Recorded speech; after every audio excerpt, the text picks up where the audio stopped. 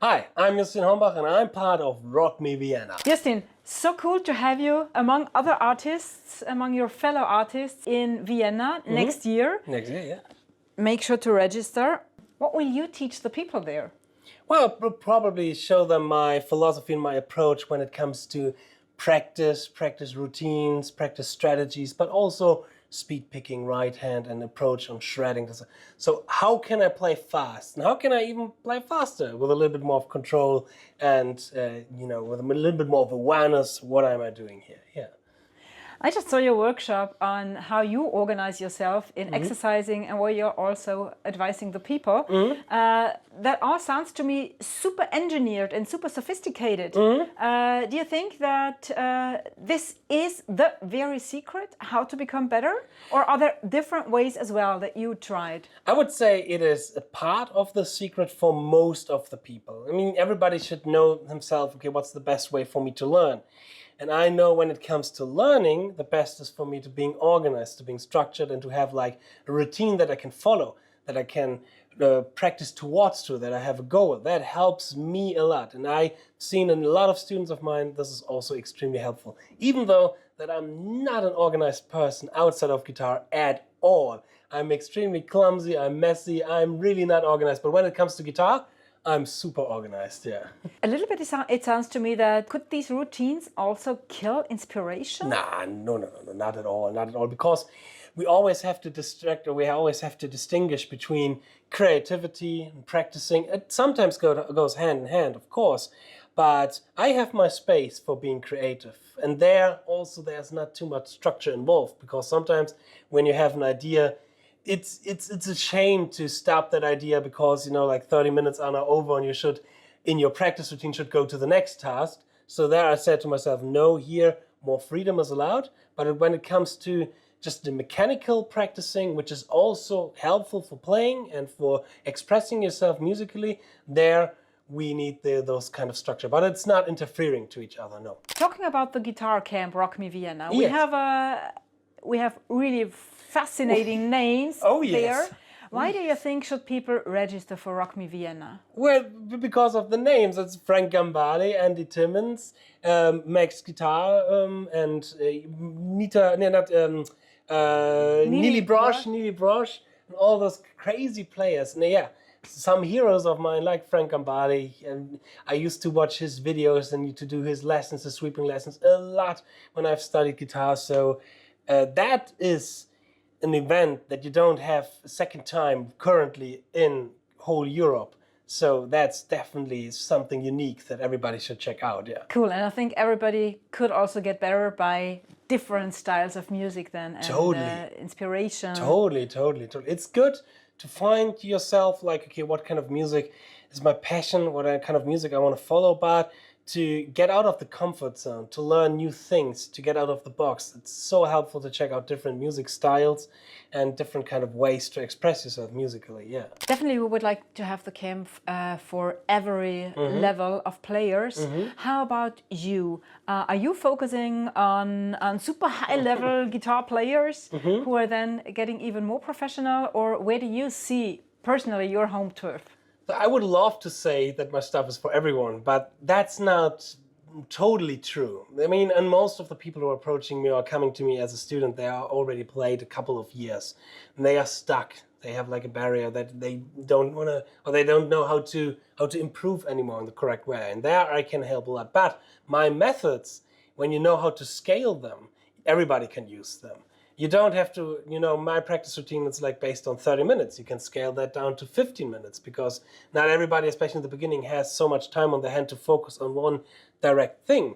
So it is all scalable, it is all approachable for beginners as well, but my main focus is people who already have played a couple of years and now want to really improve and now want to really get their shit together.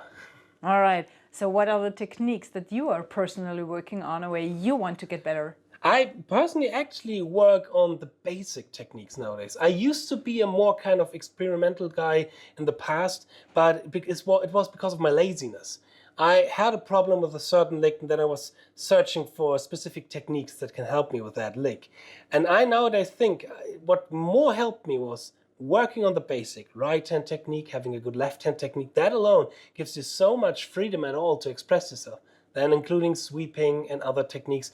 Of course, everybody can experiment with more modern kind of techniques, me as well, because there are sections that are helpful when you're expressing yourself.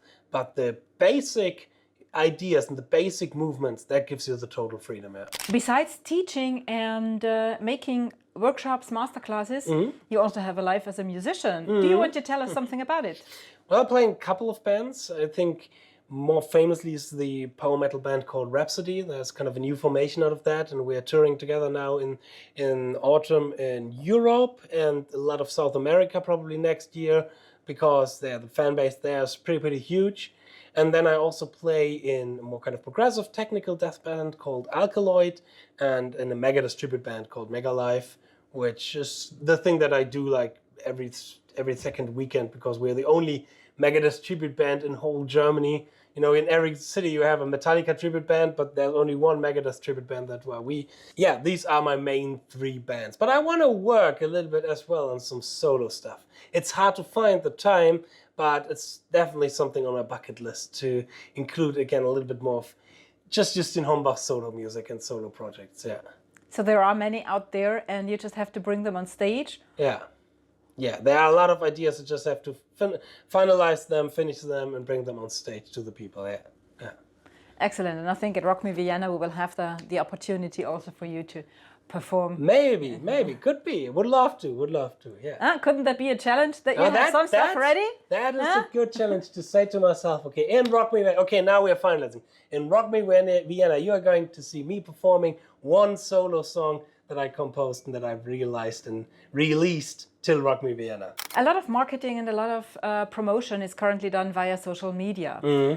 What are your favorite hints or tips for people who want to get their social media channels more known? So I think it's extremely important to be patient and to be disciplined, but also to believe in the process and the way, because no fame and no success is coming overnight, or rarely it's coming overnight. And often when it comes overnight, because of a viral hit or something like that, it's not the truest form of true, having a consistency in your fan base and in making a living out of it. So it is really important to stick to it and to just keep going. There are days where you think like, oh, I've worked now 2 weeks on a YouTube video and the algorithm is pushing it down. That, of course, can be frustrated.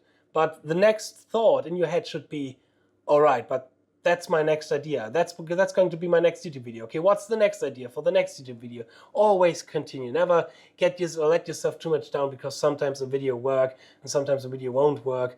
This is happening. That's constantly happening. So always focus on the next move, the next step, and be patient and consistent.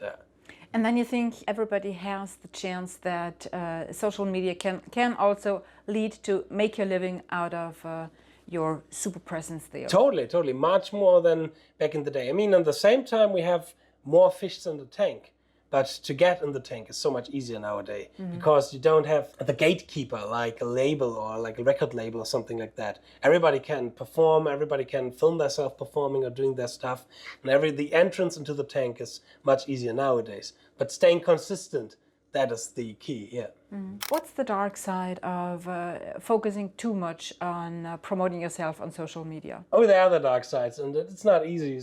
Often comparing yourself is really tricky. You see, because in social media you often see numbers, and then you can see, oh, that video from that guy has so many numbers, but I kind of made the same videos. Why does my video does not have the same numbers? These kind of things, they can be tricky and dangerous, because it always affects your emotional being. And everybody's human. I'm of course doing this as well, and then I realized, okay, wait a second, no, don't do that. Focus on yourself. Social media has a lot of good side. Being here, I wouldn't sit here without social media. I wouldn't have talked with great people like Paul Gilbert, Martin, but I wouldn't be close friends with Martin Miller and those kind of guys when they weren't social media.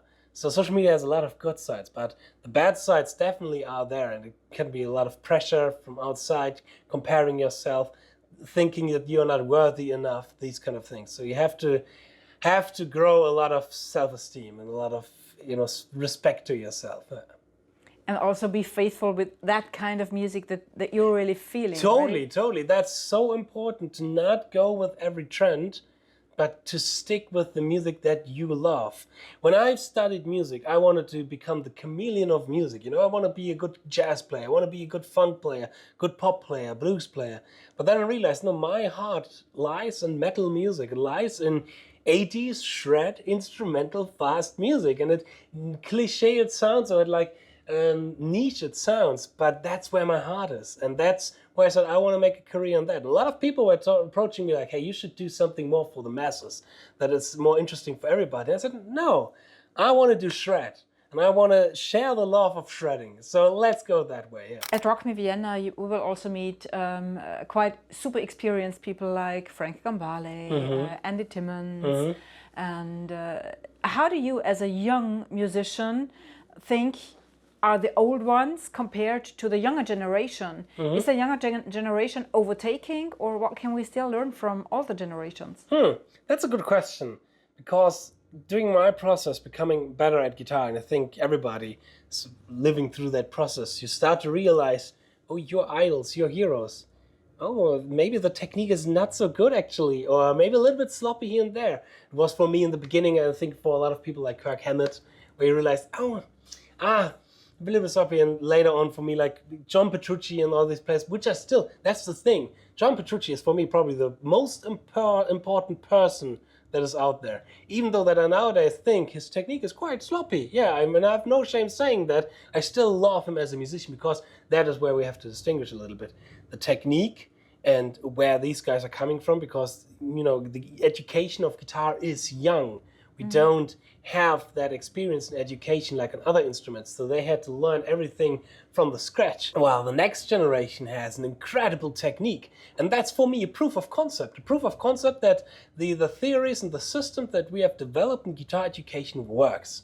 That just works, and that we are taking out that parameter of, oh, do you have luck to have your weird technique and to be able to play like Paul Gilbert with that weird technique? Or is everybody now able to play extremely fast things and express themselves musically because we know how to approach right-hand technique, left-hand technique, all these kind of things? So that is for me a proof of concept. And what we can still learn from the old generation is the experience that they had. 2 hours ago, I was sitting beside Paul Gilbert, and he was just jamming around. It was beautiful phrases, because he is playing these kind of things for 40 years now, and it's so second nature for him. And I know by people like Frank Gambale, I've seen Frank Gambale several of times live, and Andy Timmons as well. This experience, it's not necessarily shown in the technique, but it's more shown in the how effortless their playing is, and how it is a second nature, and how extremely well they can express themselves. Yeah. And this is, I think, the goal that we all want to achieve: a specific sort of freedom and a specific sort of musical expression. And they have achieved that goal, musical expression. We, younger generation, we still have to work towards that. And there are some people, the experience is missing because we have less players who are really playing live. We have more players who are, the bedroom players, who does not, unfortunately, not have the experience to play so many times, so often live. I'm fortunate that I also focused a lot on playing live. That's always important for me, playing live. So in situations like the workshop, I was excited, but I was not necessarily nervous, because I know what I can do and I know what I can't do, and that's really important to know. And this kind of experience, I think this will come in the next generation, but the technique in the next generation, holy shit, that's already there. That's these kids, they are killing it. It's really incredible. They are starting on the shoulders of giants. Yeah, totally. And that's so inspiring. There are so many great players who are like 10 years younger than I am, who are in their mid-20s, who can play so extremely great. And I love watching their videos because it showed me like, oh, he did it everything correctly technical-wise from the beginning.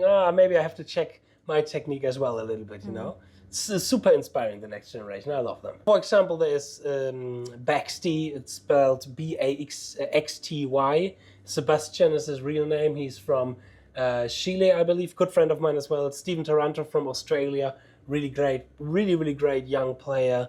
Then we have from Austria, Simon Eichinger, a really great player. And, they're everywhere around on Instagram, etc. But yeah, really crazy, really great musicians, and there's a lot of good careers, in the future of those kids. Yeah. How do you distinguish between the cheaters and the real talents among all the Instagram stars? Well, being a cheater by myself as well, and I have no problem saying that because some of my stuff is pre-recorded, some of my stuff is mine. I made YouTube videos about this. I have no problem because people often don't see the stress and the work behind creating Instagram reels and stuff like that. And the pressure that is on when you're putting on a camera and you have to play something. I play much worse when I know a camera is on compared to when playing in front of 3,000 people, So I can understand some tools to help with certain things like pre-recording and so all this kind of stuff. Totally in it. And I have no shame to say these kind of things, because we have to distinguish because of if somebody's playing something live or if somebody's playing something on Instagram. Nowadays we should see the Instagram takes more like the music videos and the studio versions from back in the day, from when you had in your 80s and the 90s, you had the music videos and you had the studio versions and you had the live versions. We should see that as well for Instagram. Instagram is the new studios, the new CD version of a solo, while live is something else, and it does not have to be as good as an Instagram. Because I don't. It's a long take. I will do a YouTube video about this pretty soon, but I have a little bit of hot and longer take on this kind of thing here. And I think this could also be some discussions that we are sharing with your fellow artists at Rock Me Vienna. So make sure you register pretty much on time, and see you there. See you there. Rock Me Vienna. Yeah.